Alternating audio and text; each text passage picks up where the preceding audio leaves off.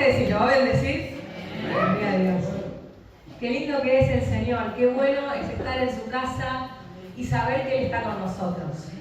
Yo quiero que vos me acompañes, vamos a abrir la palabra del Señor en el libro de Ageo. A ver si me acompañan al libro de Ageo. Está por ahí, antes del Nuevo Testamento. Es lindo estar otra vez con ustedes, chicos.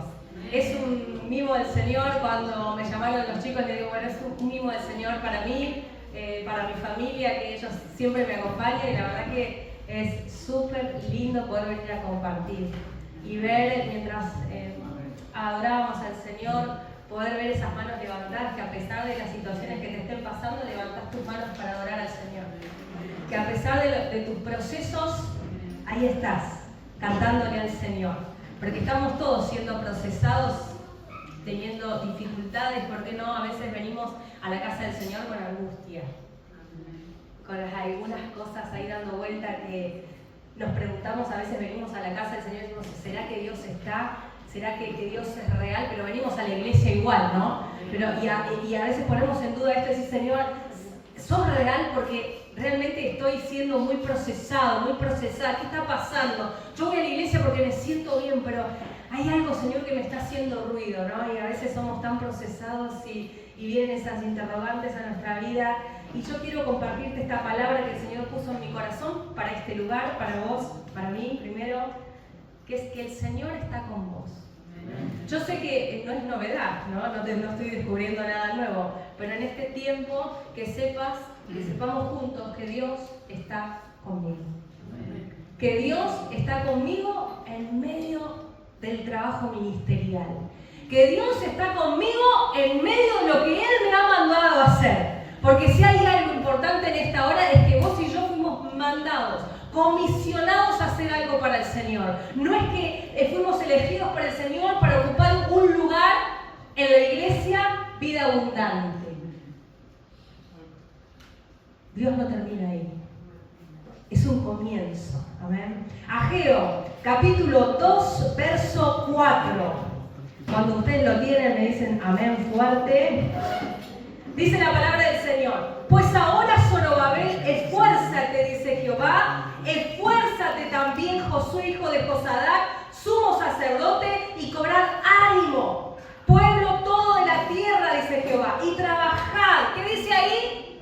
Trabajad, porque yo estoy con vosotros, dice Jehová de los ejércitos, según el pacto que hice con vosotros cuando saliste de Egipto, así mi espíritu estará en medio de vosotros. ¿Y qué dice la palabra? No temáis.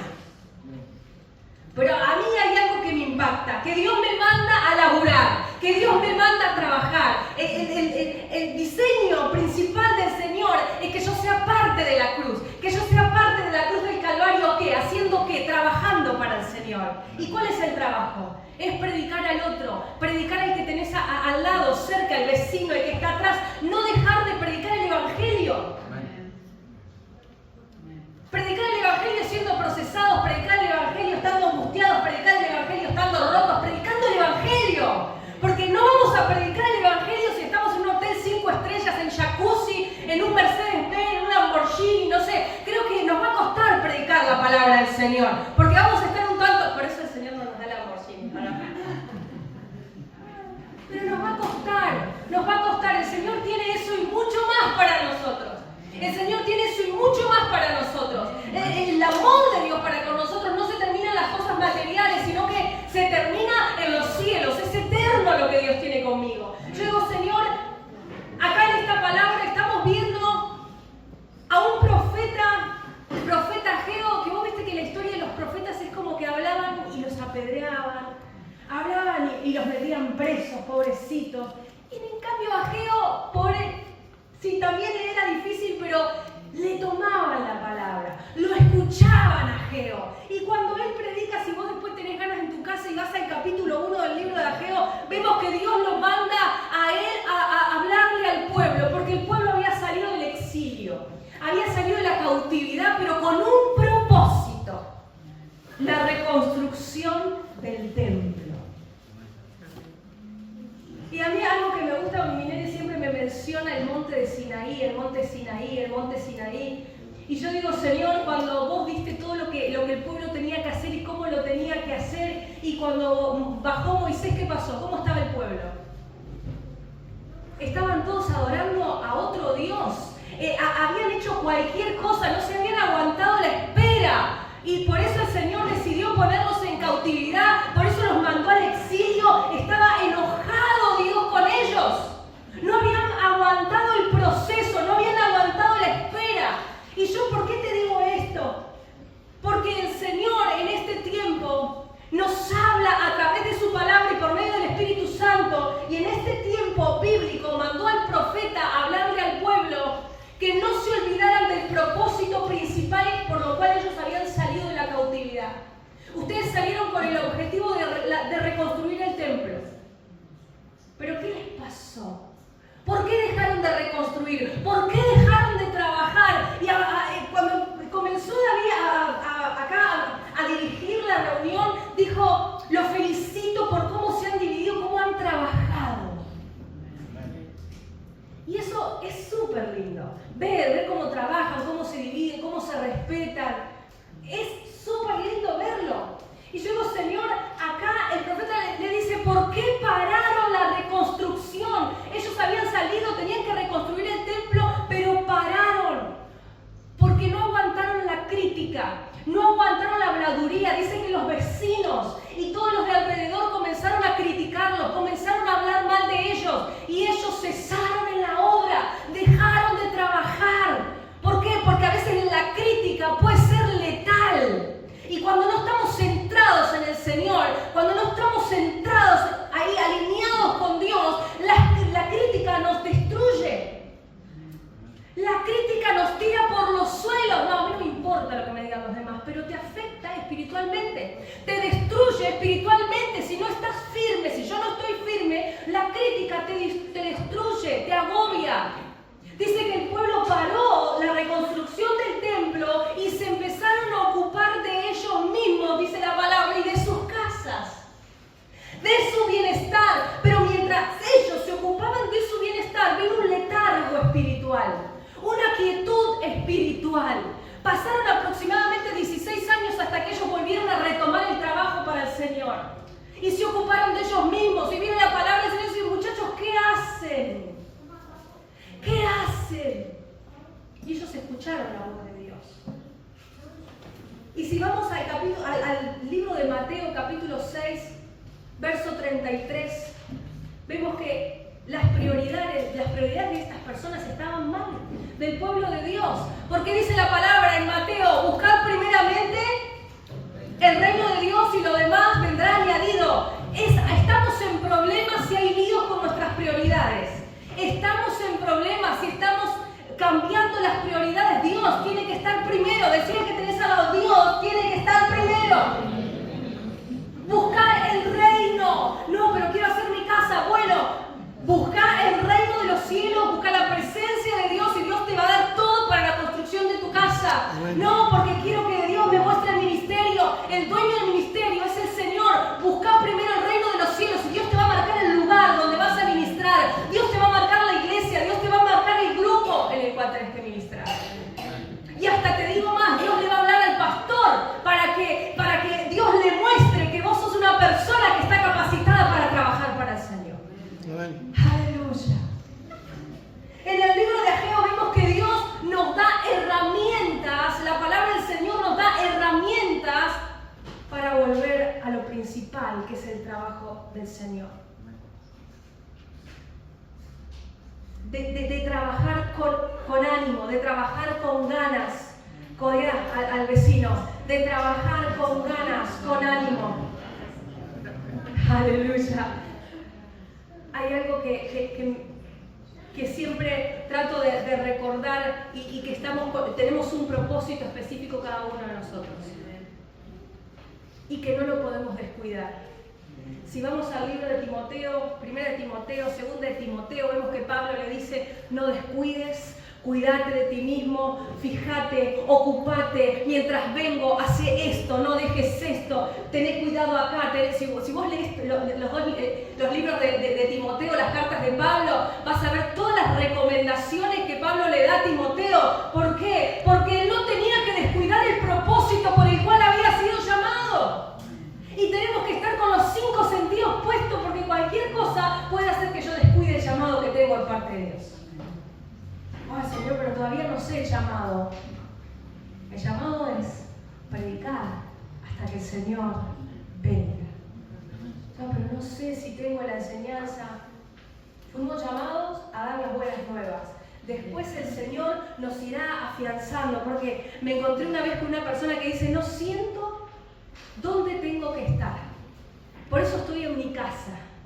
Y yo le digo, ¿sabés qué pasa? Que si no empezás en algo, jamás te vas a dar cuenta. Si no empezás a trabajar para el Señor en lo que se te necesite, jamás te vas a dar cuenta, porque no saltamos derecho a lo que nos gusta o a lo que sentimos, sino a lo que se necesita. Pastor, líder, ¿qué hace falta? ¿Dónde me necesitan? Allá voy, allá voy, allá voy, hasta que de pronto se va a prender una vez, esto es lo mío. Acá me siento cómodo, acá me siento holgado. ¿Pero por qué? Porque lo trabajamos, porque lo hicimos, porque pasamos por todos los departamentos de la iglesia y hubo uno que nos tocó el corazón. No descuidar el propósito de Dios. Apocalipsis 2, capítulo 4, verso 5. Hay una palabra del Señor a todas las iglesias ahí en ese capítulo de Apocalipsis.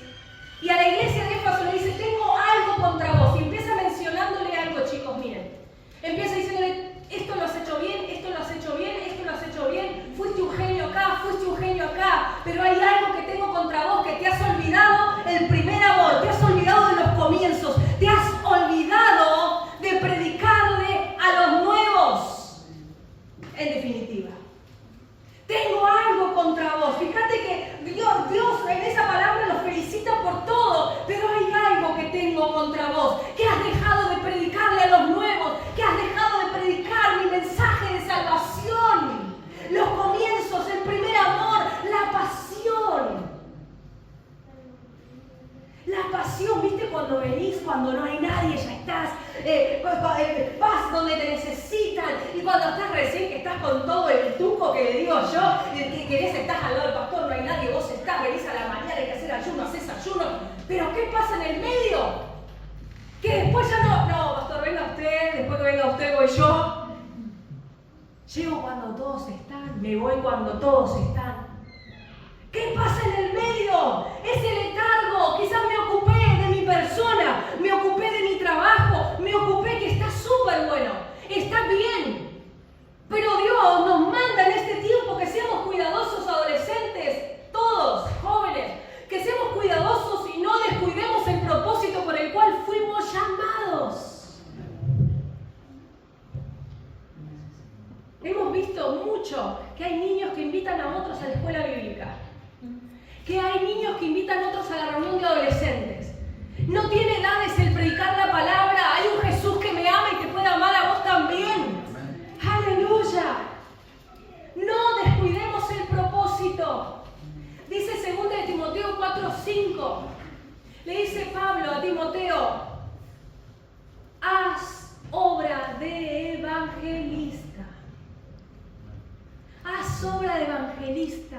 Y lo primero que se nos viene a la cabeza es Freyson, bueno, los que yo me acuerdo, Anacondia, y decimos evangelista, vamos con los... No, haz obra de evangelista, de predicar la palabra, de predicar en todo tiempo, porque Timoteo era más de la enseñanza, de estar escuchando, pero acá Pablo le dice, haz obra de evangelista, salí a predicar, no descuides el ministerio, no descuides el espíritu que está en vos.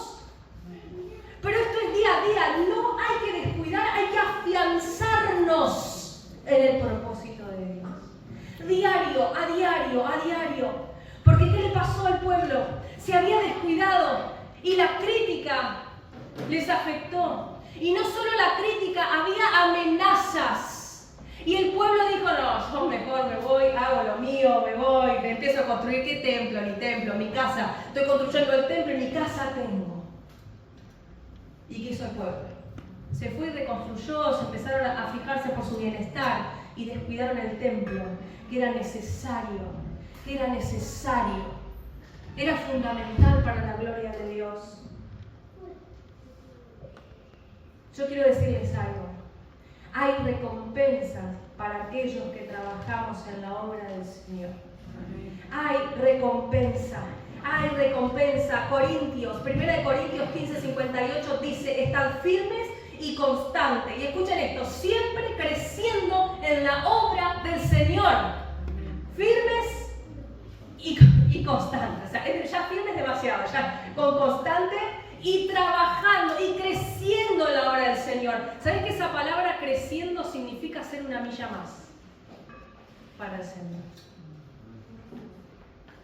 ¿Cuántas veces nos enojamos porque por ahí hacemos más que el otro que no hizo? Miramos para el que usted decía: ¿qué no está haciendo ellos? Estoy solo acá, estoy haciendo todo, solo. Y aquellos vienen, disfrutan, y yo estoy solo trabajando para el Señor. No pasa eso, no. Y muchas veces en la iglesia, en el servicio del Señor, nos sentimos solos. Y dice la palabra acá que Dios nos manda a estar firmes y constantes y haciendo una milla más. Es como si limpias el piso y nadie te está mirando.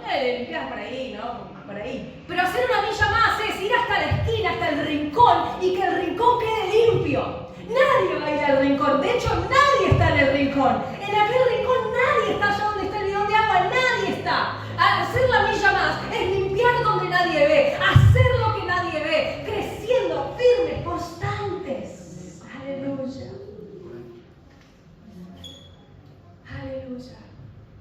Después viene esta palabra, el mensaje de Ageo, que está en el verso 4 que leímos, que Ageo vuelve a hablar.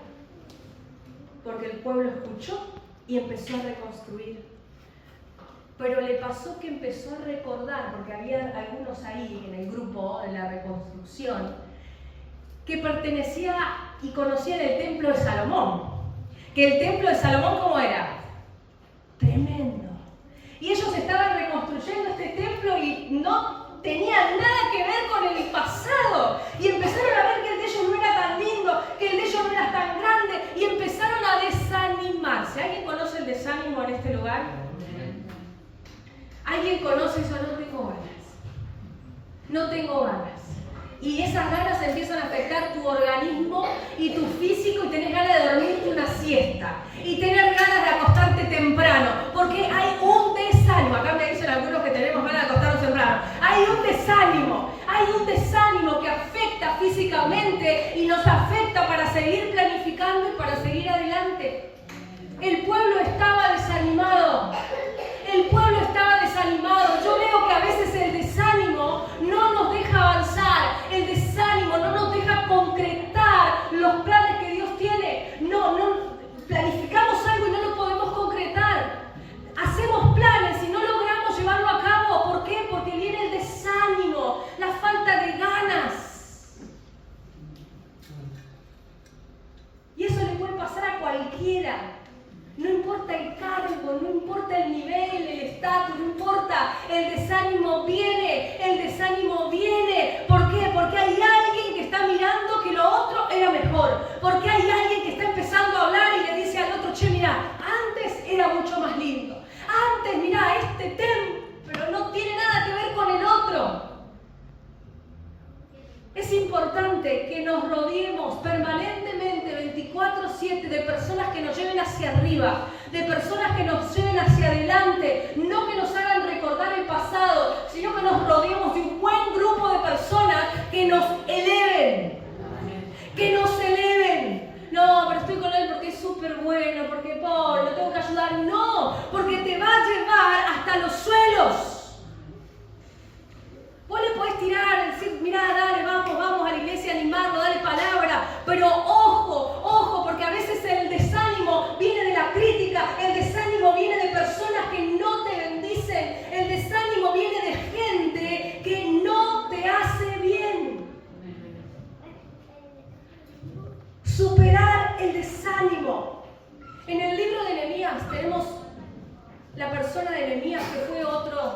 líder de la reconstrucción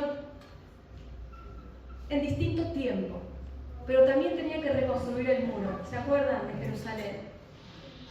Pero como todo, empezaron a ver que él empezaba a reconstruir y los enemigos empezaron a hablar. No tenían herramientas porque ellos legalmente tenían derecho a reconstruir, porque ellos tenían las cartas, tenían los permisos, pero igual los enemigos igual vinieron a criticar y mientras ellos trabajaban estaban así. Mientras ellos estaban tratando de reconstruir, los enemigos no van a poder y no van a poder y esto no les va a salir y en tantos días no van a poder, y fueron tan afectados que los tiró abajo. Y dice que Nehemías oró a Dios. Y me encanta esta parte, porque dice, mirá, Señor, que se le vuelva en contra lo que están haciendo. Y Dios no oró mandando una nube de piedras sobre los enemigos. Dios obró en ellos. Dios obró en ellos, dándole ánimo para trabajar. Si ustedes van al capítulo 4, dice que el pueblo pudo reconstruir la muralla de Jerusalén porque tuvo ánimo de trabajar. ¡Aleluya! ¿Cómo pudo hacerlo? Porque hubo ánimo. Pasó algo con los otros, no se tuvieron que ir, porque se organizaron de tal manera, cuidaron todos los huecos, se fueron organizando de tal forma que el enemigo tuvo que huir. Aleluya. El pueblo tuvo ánimo para trabajar. Y lo vemos acá. Dice que el pueblo en Ageo volvió a la reconstrucción, volvieron otra vez a ponerse en marcha. Pero Dios les dice algo, muchachos, no miren el templo que ustedes están haciendo, porque la gloria de Dios va a ser mucho mayor que la anterior, porque estaban todos preparándose para la venida del Hijo de Dios. Aleluya. Muchas veces enfocamos y metemos a Dios con dimensiones humanas. Creemos que Dios no va a llegar como no llegamos nosotros. Creemos que Dios no va a poder como no podemos nosotros. Y las dimensiones de Dios son eternas. Las dimensiones de Dios son eternas, milagrosas, omniscientes, omnipresentes. Dios no tiene las dimensiones que yo tengo. Yo tengo mis límites humanos, pero Dios no. Dios no. Y Dios les dice, yo voy a estar con ustedes. Yo voy a estar con ustedes. Yo voy a estar con ustedes en este tiempo, que faltan algunos meses para terminar el año y que seguramente hay proyectos por concretar. Dios nos dice en este tiempo, yo voy a estar con ustedes. Enfóquense en la gloria venidera. Dice la palabra de Dios en el verso 9, el capítulo 2 de Ageo. La gloria postrera de esta casa será mayor que la primera, ha dicho Jehová de los ejércitos. Y daré paz en este lugar, dice Jehová. Que no se enfocara, les decía el profeta, no se enfoquen en este templo, sino en mi gloria. Amén. Y si lo llevamos al plano actual hoy de nosotros, Dios nos dice, enfócate en mi gloria. Enfócate en mi gloria, no lo que estás viviendo. Yo sé que por ahí es re posta, es re angustiante, es re doloroso. Quizás no hay una solución humana, pero sí te puedo decir que si nos enfocamos en la gloria de Dios, que es mayor que cualquier cosa, vamos a lograr lo que hayamos planeado. Amén. Aleluya. Enfoquémonos en la gloria de Dios. Y yo podía tomar algunos ejemplos en las Escrituras de cómo Dios estuvo con algunas personas, con algunos hombres, con el pueblo de Dios, cómo estuvo, a pesar del temor de las personas, a pesar de los sufrimientos, Dios estuvo. Hay unos versículos que me anoté, como quien no conoce el libro de Jeremías, que es un profeta que habló de Dios y lo metían preso. Hablaba de Dios y lo golpeaban, hablaba de Dios y él no podía ni siquiera tener su propia familia, porque Dios le dijo, necesito que hables a este pueblo y no hagas familia en este lugar. O sea, pobre pibe. Si alguien lee la historia de Jeremías, te estremece. Y vemos en el capítulo 20 de Jeremías, dice, Dios está conmigo, dice Jeremías, como poderoso gigante. Y el loco estaba siendo perseguido. Él miraba la gloria de Dios. Dios está conmigo. Y lo estaban persiguiendo para matarlo. Tenemos a Eliseo, que estaba con su criado y el criado vio toda la artillería que se les venía, todos los soldados que venían contra ellos. Y estaba como loco y dice que Eliseo le dijo, no tengas miedo porque mayor son los que están con nosotros que los que están en contra. El criado no pudo ver hasta que Eliseo oró. ¿Cuántos de nosotros en este tiempo no estamos viendo que son más los que están con nosotros? Aleluya. ¿Hay algo en casa que está complicado? Mayor es el que está con nosotros. En el trabajo, el ambiente laboral, los chicos en la escuela, los compañeros, esos que te miran y te critican por venir a la iglesia, esos que te miran pero en realidad quieren saber qué tenés dentro tuyo. Aleluya. Todo el tiempo en el libro de Isaías, que el pueblo estaba en el exilio, Dios le da aliento. ¿Y qué le dice? No temas, yo estoy con vos. No temas, yo te ayudo. Era necesario el proceso, era necesario el exilio, era necesaria la cautividad porque el pueblo no aprendía. Pero Dios no los dejó sin palabras. Dios estuvo ahí, yo estoy con vos, yo te ayudo. Te tomo de la mano derecha y acá estoy yo. En ningún momento Dios nos abandona. Metimos la pata y bueno, va a haber que hacerse responsable. Pero Dios está con nosotros. Dios está con nosotros. Las recompensas del Señor en este tiempo es que Él nos da todo lo que nosotros no podemos lograr en este tiempo. Y no nos vayamos a las cosas materiales, sino a lo que necesitamos, que es paz, seguridad en Dios. Porque la seguridad no nos la da la ropa. La seguridad en nosotros mismos no nos da el pelo, lo que podamos tener, la casa, el auto, el trabajo, el sueldo. No, la seguridad nos la da tener al poderoso Dios en nuestra vida y caminar como que tenemos a Dios en nuestra vida. Aleluya. Porque si nos basamos en los parámetros que vivimos, dentro del colegio, dentro del trabajo, no conseguimos nada. Pero si tomamos esta palabra y lo que Dios nos dice, que no descuidemos el propósito por el cual fuimos llamados, que superemos el desánimo en este tiempo. Si viene el desánimo a nuestra vida, que nos saca de la iglesia, ese desánimo que nos saca del amor del Señor, si lo superamos en fe y nos enfocamos en la gloria de Dios, Él va a hacer cosas tremendas.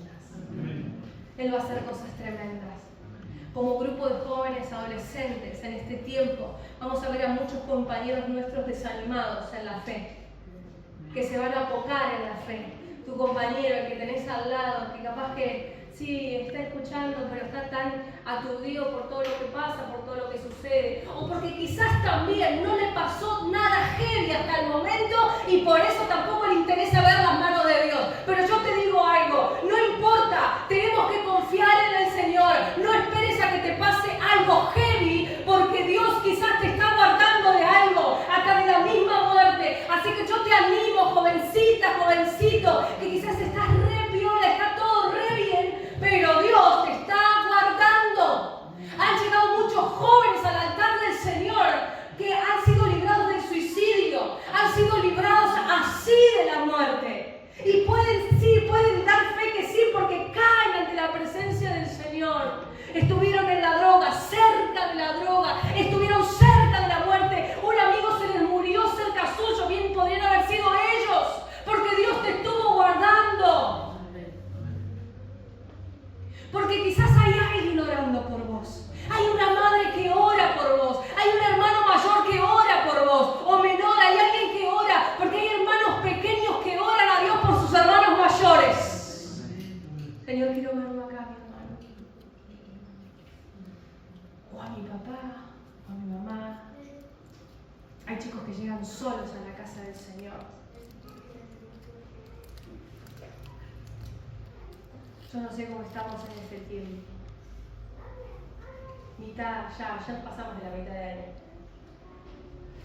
Dice Mateo, último capítulo, vayan y prediquen, que yo voy a estar con ustedes. Y acá en Ageo dice, yo estoy con ustedes. El mensaje de hoy es, yo estoy con ustedes. ¿Qué hay planeado? En lo personal, como iglesia, como liderazgo, yo estoy con ustedes. La crítica está. La habladuría está. La maldad está. Pero si estamos fuertes en el Señor, nos levantaremos, como dijo Nehemías, pudimos hacer el muro porque el pueblo tuvo ánimo. ¿Y ese ánimo de qué vino? De la oración de Nehemías. Porque Nehemías oró, Nehemías recordó, acuérdense del Señor cómo nos libró y nos sacó de Egipto. Es el mismo Dios hoy. Es el mismo Dios. Que en esta noche el Señor esté tocando nuestras vidas, porque a veces el desánimo puede venir no de la iglesia. Somos todos hermanas, todos con la unción. A veces puede derrapar la unción y el hermano se le escapó algo, midió y bueno, me fui. Pero a veces el desánimo viene de casa. A veces el desánimo viene del colegio. A veces el desánimo viene del barrio, de la crítica. Una vez me dijeron, hay mucha envidia de aquel lado, del otro lado. No. Hay personas que perciben de parte de Dios cuando esto sucede. Nunca me pasó personalmente. Pero la envidia, los celos, hacen un techo en tu cabeza. Tú vas a decir, no. ¿Viste cuando te pasan cosas en tu casa y vos no entendés tanta traba, tanta cosa? Obviamente que Dios es mayor. Y lo vuelvo a repetir, Dios es más grande. Pero yo tengo que aprender a luchar con los enemigos que no veo. Tengo que aprender a luchar, no a agarrar del cuello al vecino, no. Aprender a luchar con los huestes de maldad. Aprender a luchar con lo que no veo, lo que sí puede discernir mi espíritu. Yo tengo que aprender a luchar como orando. No sé cómo agarrar la Biblia, empezar a leer en voz alta. Ponete alabanzas a la mañana. Capaz que vos decís, tengo 12 años, ¿qué me ponés? Me levanto, voy a la escuela, todo así. Pero yo te puedo asegurar que el ambiente en el cole cambia, porque yo lo he hecho de muy chica. De poner una alabanza, orar antes de ir al colegio, y no pasó tanto, soy grande, pero no pasó tanto tiempo. Porque los pibes estaban terribles. Venían los lunes en decadencia total al colegio. Habían estado despiertos toda la noche del domingo. Venían con olor a alcohol y yo estaba ahí. Y empezaron a venir las fiestas y empezaron a aparecer cosas y yo tenía que decidir. Y yo tenía que decidir. Lejos de ser perfecta, lejos, muy lejos. Pero decidí por Dios y no fui. Y Dios me recompensó. Y sigo luchándola. Pero lo del cole está re fuerte. Así que yo te animo a que los que van en la mañana puedan levantar